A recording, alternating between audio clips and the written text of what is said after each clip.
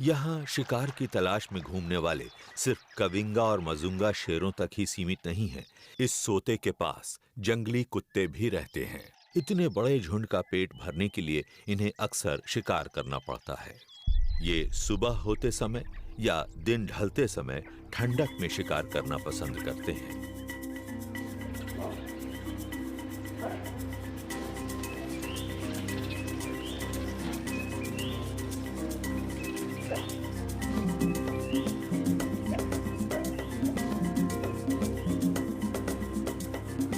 इनके शिकार का तरीका बेहद जाना माना है, पर आज ये झुंड मिलजुल कर काम नहीं कर रहा है। सिर्फ एक कुत्ता कुडू हिरण का पीछा कर रहा है। हिरण बचकर निकल जाता है।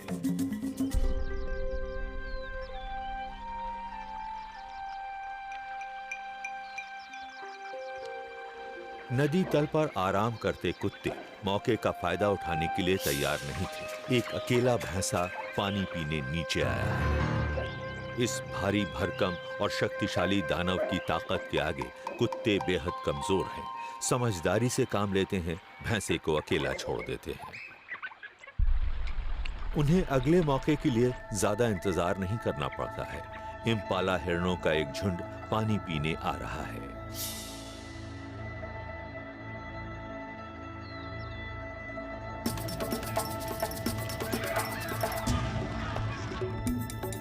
पीछा शुरू हो गया है।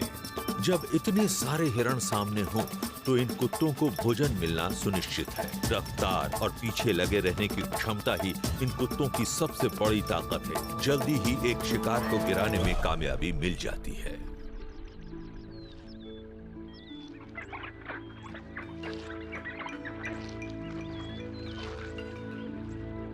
जल्दी ही शिकार को चट कर लिया गया है। अब सिर्फ हड्डियां ही बची है। बाद में खाए गए शिकार को उगलकर बच्चों को खिलाया जाता है।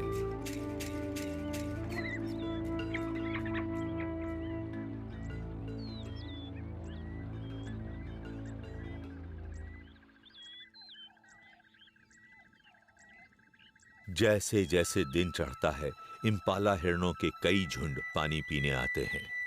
मजुंगा झुंड बड़े ध्यान से उनका व्यवहार देख रहा है।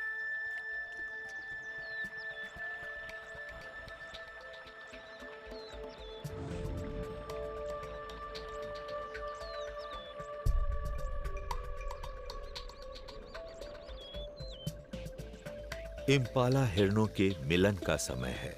एक प्रमुख नर मिलन का हक पाने के लिए दूसरे प्रमुख नर को ललकार रहा है।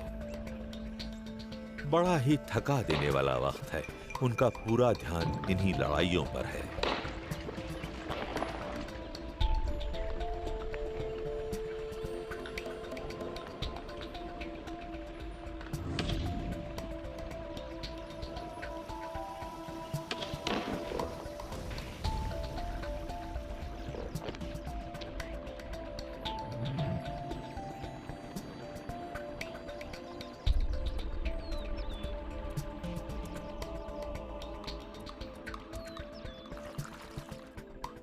मजुंगा झुंड के लिए हमला बोलने का यह सही मौका है।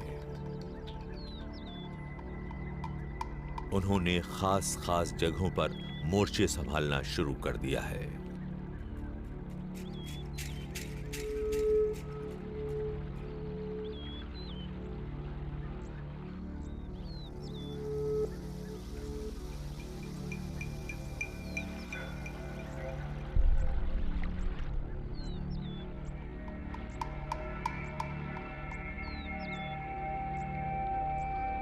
बच्चे भी शिकार में शामिल हैं, पर उन्हें हमले के सही समय की समझ नहीं है।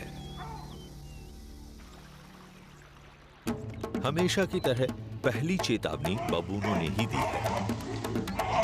सोते के इर्द गिर्द सभी जीवों में भगदड़ मच गई है।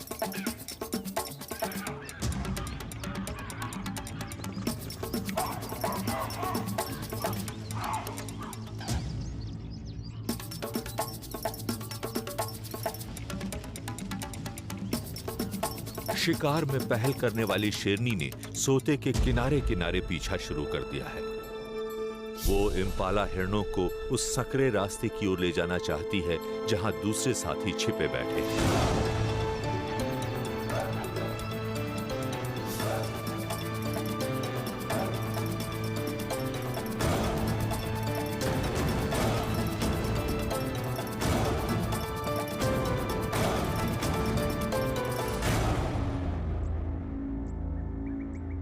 मजुंगा झुंड के लिए शिकार की ये रणनीति एकदम सही साबित हुई है।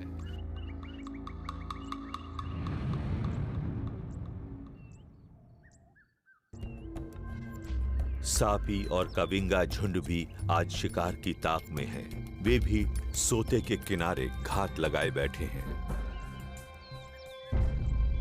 इस बार उनकी नजर वॉटहॉग शूकरों पर है जो इस खतरे से बेखबर हैं। बेखबर शूकर कविंगा झुंड के शेरों के पास से गुजर गए हैं।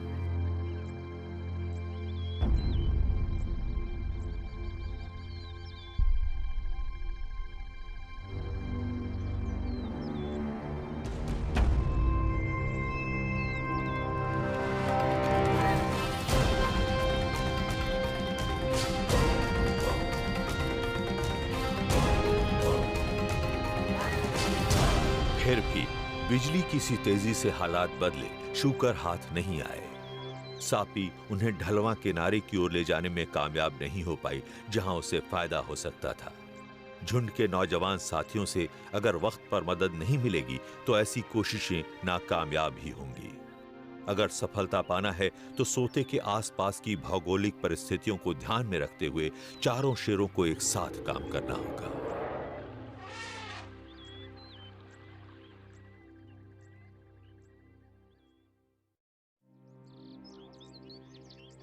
नवंबर, बरसात एक महीने दूर है।